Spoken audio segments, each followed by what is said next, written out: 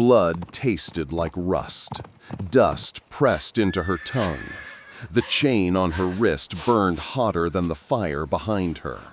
Clara Briggs couldn't remember the last time she'd seen daylight.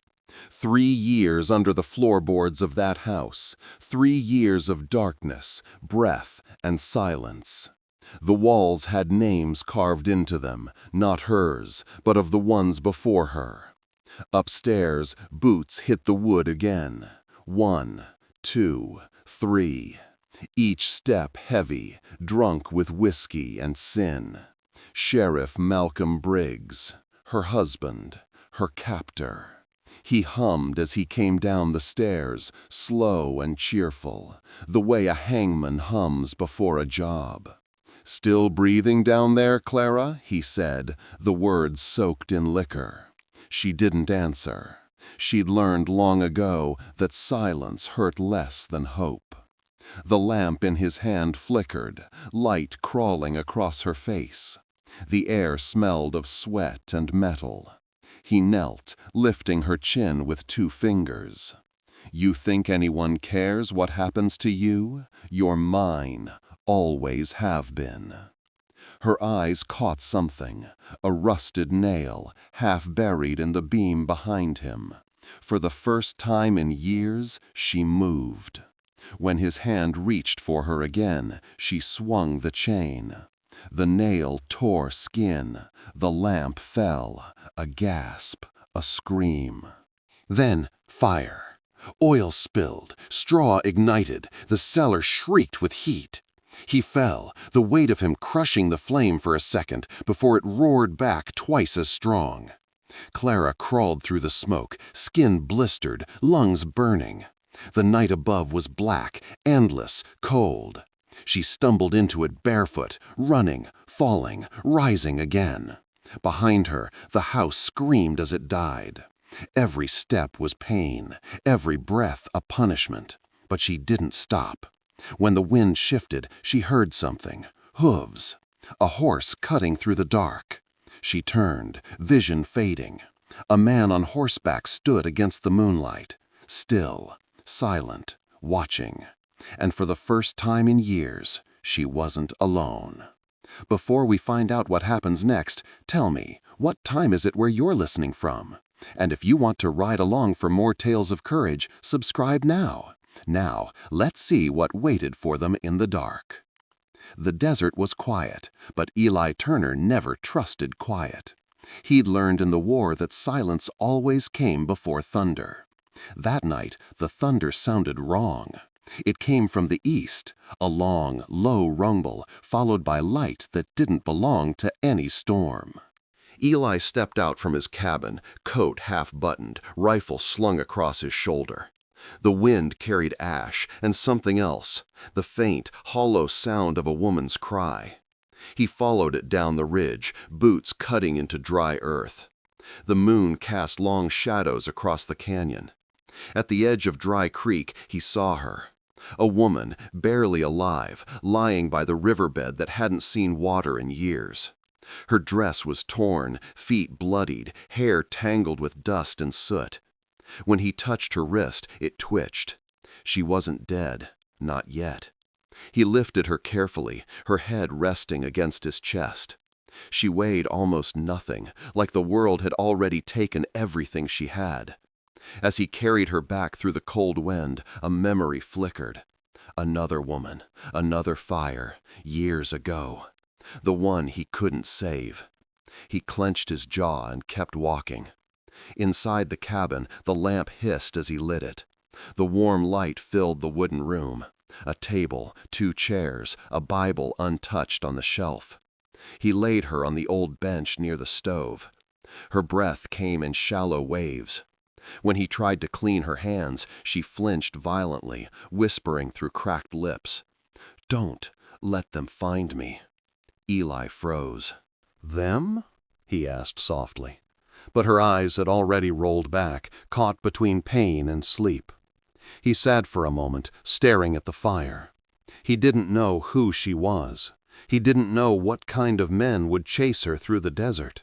But something in his chest, the part that still remembered mercy, wouldn't let him walk away. He poured a tin cup of water, placed it near her hand, then stepped to the window.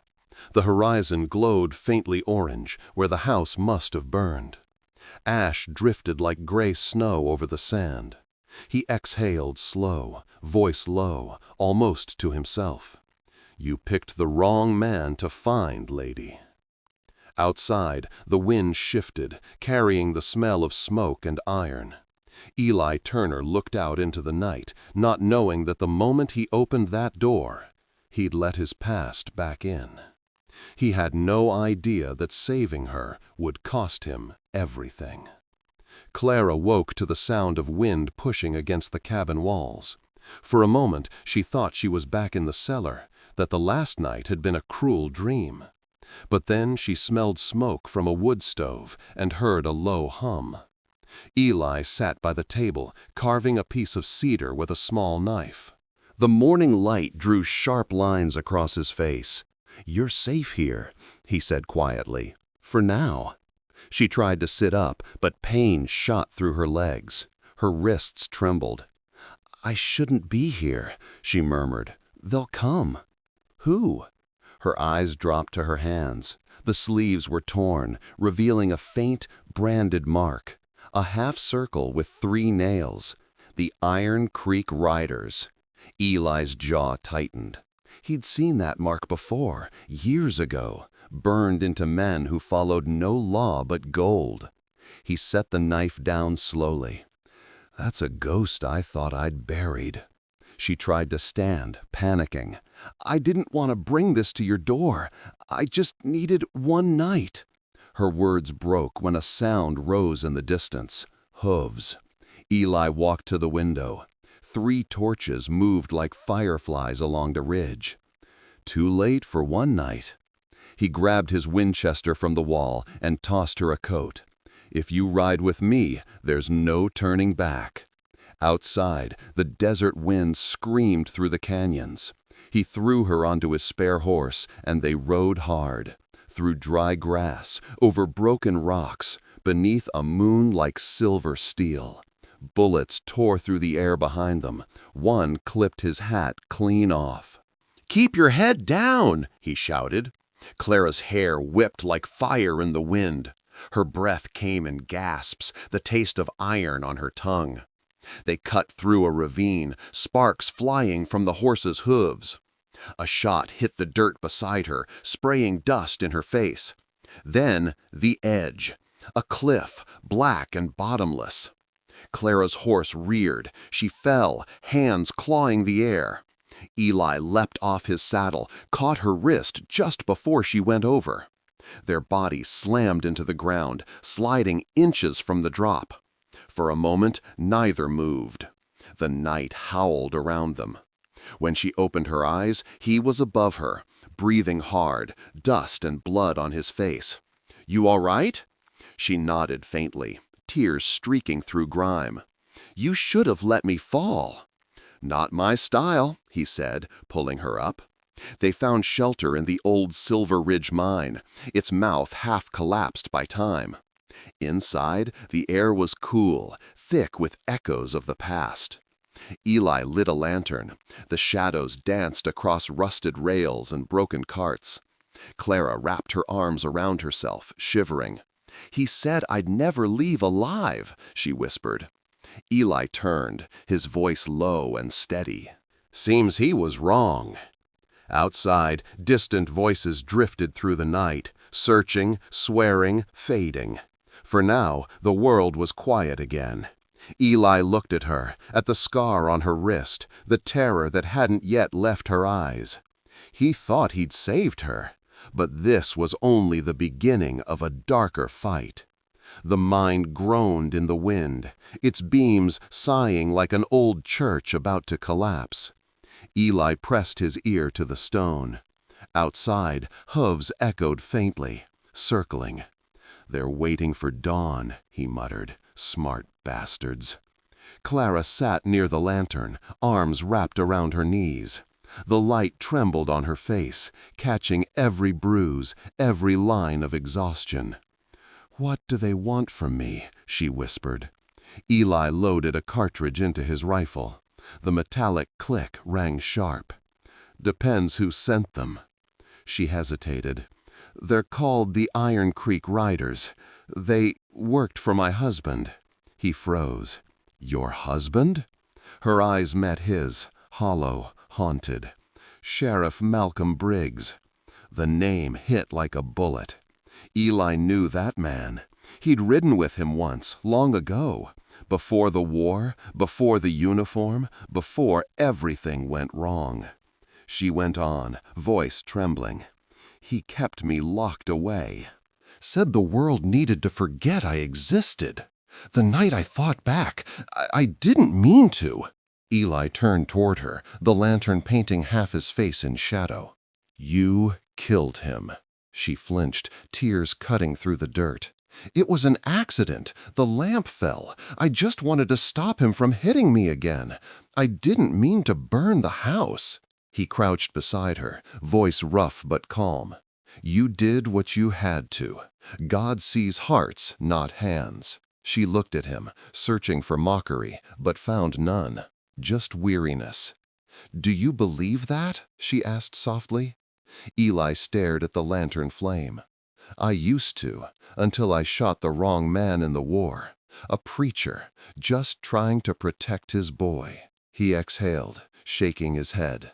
"Haven't prayed since." Silence filled the mine, heavy and sacred. The wind outside moaned through the cracks like a distant hymn. Then a snap, wood breaking. Voices, they'd found them. Eli blew out the lantern. "Stay behind me." Gunfire split the morning. Sparks lit the darkness as bullets struck stone. He fired back once, twice, each shot echoed down the shaft. The air filled with smoke and dust. A voice called from outside. "Turner, we ain't here for you. Hand the woman over and you walk free." Eli wiped the sweat from his brow. "Sorry, boys, I'm not much for trades." He peeked through a crack. 3 riders at the mouth of the mine, rifles drawn. Behind them, dawn was bleeding red across the desert. Clara crawled to his side, clutching a piece of cloth. "You're bleeding," she whispered. He looked down. A streak of crimson darkened his sleeve. "It's nothing." She tore a strip from her dress, pressed it to the wound. Her hands shook, but her touch was gentle. "You saved me once. Don't you dare die here." Eli gave a faint smile. "You sound like someone who still believes." "Maybe I have to," she said. "Someone should." He chambered another round. "Then keep believing, ma'am. I'll handle the rest." They waited. 1 breath, 2. Then Eli threw a rock toward the far wall.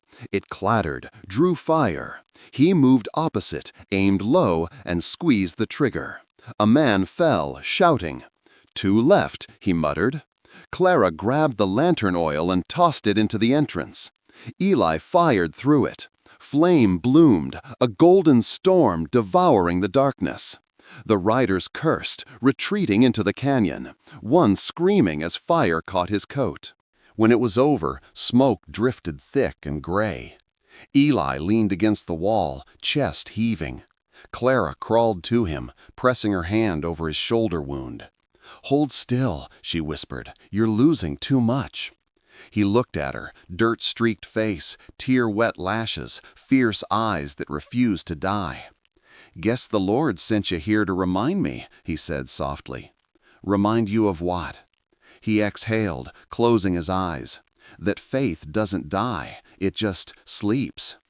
Outside, the first light of dawn crept into the cave, painting their faces in gold.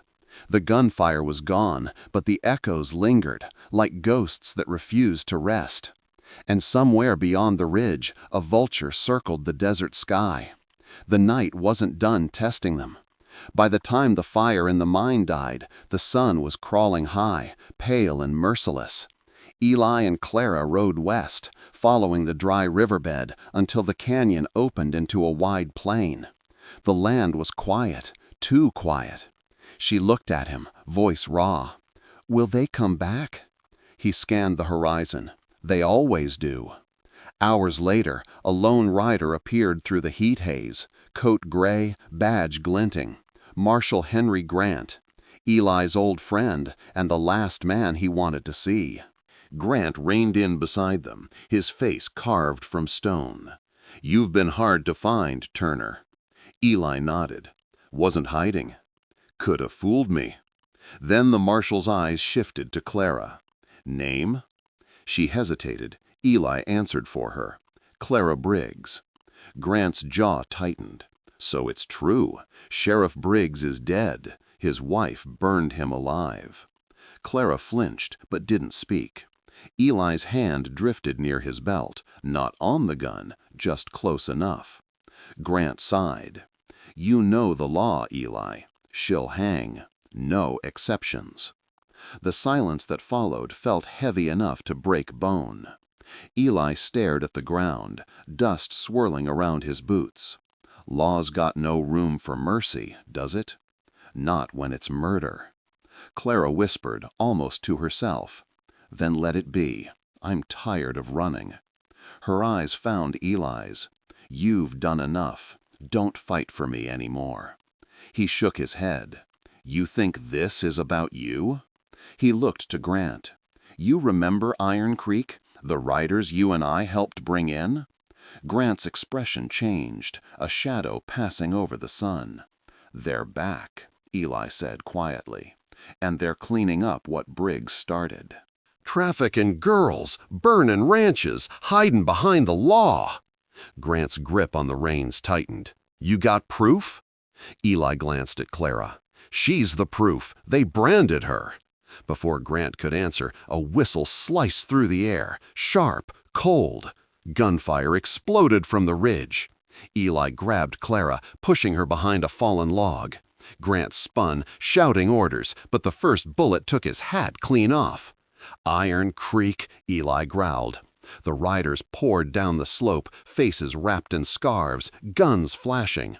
Grant fired back, dropping one before taking a hit to the shoulder.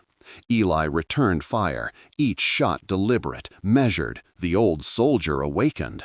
Clara ducked low, heart hammering. Then she saw one rider flanking them from the side, aiming straight for Eli.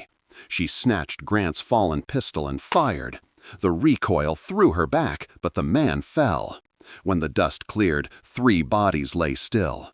The rest fled into the hills. Eli turned to her, stunned. "You ever fired a gun before?" She swallowed hard. "No." He gave a weary smile. "Coulda fooled me." Grant groaned, pressing his wound.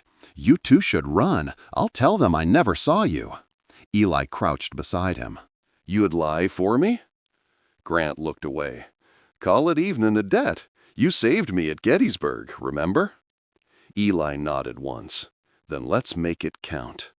He mounted his horse, helping Clara up behind him. The horizon burned gold in the distance. The marshal's voice followed them. "She's got blood on her hands, Turner." Eli didn't turn back. "So do I. Difference is, I'm still trying to wash mine off." They rode into the wind, leaving behind smoke, law, and a graveyard of choices. Sometimes mercy is the hardest bullet to fire, and sometimes it's the only one worth pulling. Dawn came slow to Dry Creek. The wind had quieted, leaving only the faint rustle of dust and the soft creak of the porch boards beneath Eli's boots. He sat there, shoulders heavy, shirt torn and dark with dried blood. The night still clung to him, the smell of gunpowder, the echo of men falling. Yet somehow, beneath it all, there was peace. Inside the cabin, Clara moved quietly. She found an old kettle, half filled it with rainwater collected in a cracked bowl, and set it over the fire. The faint hiss of boiling water filled the silence like a hymn. Eli looked over his shoulder as she poured 2 tin cups. She handed him one, hands trembling slightly from exhaustion, but her gaze steady. "I thought peace was a lie," she said softly. He took a sip, wincing at the burn. "It ain't a lie," he said after a long pause. "Not if you share it." For the first time she smiled. It wasn't joy, not yet, but something close. Something alive. Outside, the morning light spilled across the valley. Smoke still drifted from the ridge where the fight had ended. The land looked wounded, but the kind of wound that could heal. Eli stood, moving slow, every step a reminder of the years that had passed. He walked to the old signpost near the fence, its letters long faded by wind and time. He brushed the dirt from it, revealing the faint outline. Dry Creek Ranch. He turned to her. "Help me set us straight." Together they lifted the weathered plank, pressing it into the ground until it stood firm again. Their hands brushed, just once, and stayed there a little longer than needed. When the sign finally stood on its own, Clara stepped back, breathing deeply. "Feels like it's watching over us," she said. "Maybe it is," he replied, looking toward the sky. Or maybe he is. Later, she found a small bundle of dried lavender in a cupboard, brittle but still fragrant. She tied it with a thin string and hung it beside the window. Eli raised an eyebrow. "What's that for?" "For forgiveness," she whispered, "for both of us." He didn't answer, only smiled, that quiet, knowing kind of smile that doesn't need words. Then he reached for his old Colt peacemaker. The metal caught the morning light, bright and cold. "This gun saved us," Clara said. "Maybe," Eli replied. He looked at it one last time before placing it beneath the wooden cross hanging on the wall. But some things ain't meant to be held forever. They stood there for a while, watching the sunlight crawl across the floorboards, painting the room gold. For the first time in years, neither of them felt hunted. Outside, a coyote called faintly in the distance, its cry fading into the wind. Inside, Clara sipped her tea and closed her eyes.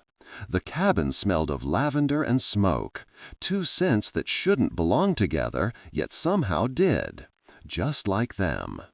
Eli leaned back in his chair, exhaling slowly. "We made it," he said. Clara opened her eyes and nodded. "No," she murmured, voice soft as prayer. "We started over." Weeks passed quietly in Dry Creek. The land, once burned and broken, began to breathe again. Eli fixed the fence post one morning and found himself listening to the sound of her humming inside the cabin, a soft tune without words but full of life. He looked up at the cross above the window, where the lavender still hung. Its scent had faded, but not its meaning. Sometimes he thought about the men buried behind the ridge, about the smoke that had once filled the valley. He didn't feel pride. He didn't feel guilt either. Just a strange kind of peace that came when a man finally stopped running from his ghosts. Clara had changed too. Her eyes no longer searched the horizon for danger. When she walked to the well, she carried herself like someone who had learned to trust the ground again. Every small act, boiling water, feeding the horse, patching a torn shirt, was a kind of prayer, quiet and real. One evening, as the sun slipped low, she sat beside Eli on the porch. Neither spoke for a long time. The sky turned gold, then pink, then a deep violet that seemed to hold the whole world still. Eli broke the silence. "You ever think God gives us more than one chance?" She looked at him, her voice calm. "Maybe he gives us as many as we're brave enough to take." He nodded slowly, eyes on the horizon. "Then I guess this is ours." They sat there until the stars appeared and the wind cooled the sand. Somewhere far away, a train whistled, a reminder that the world kept moving, even when they didn't. He glanced at her and smiled. "We don't get to choose what breaks us," he said, "but we do get to choose what we build after." She rested her head against his shoulder. "And what did we build, Eli Turner?" He thought for a while, then answered, "Something worth staying for." The desert was quiet again, not empty, just resting. And for the first time, both of them understood that mercy wasn't weakness. It was the kind of strength that lets you start again when the world believes you can't. Maybe salvation doesn't come from miracles, but from the quiet kindness we give to one another. If you were Eli Turner, would you have pulled the trigger? or let mercy speak instead? Leave your thoughts on this Western tale in the comments. If this story touched your heart, please take a second to like the video and subscribe for more true Wild West stories, tales of courage, second chances, and quiet redemption. Pour yourself a cup of tea or maybe a late-night coffee. Take a breath and tell me, what time is it where you're listening from tonight?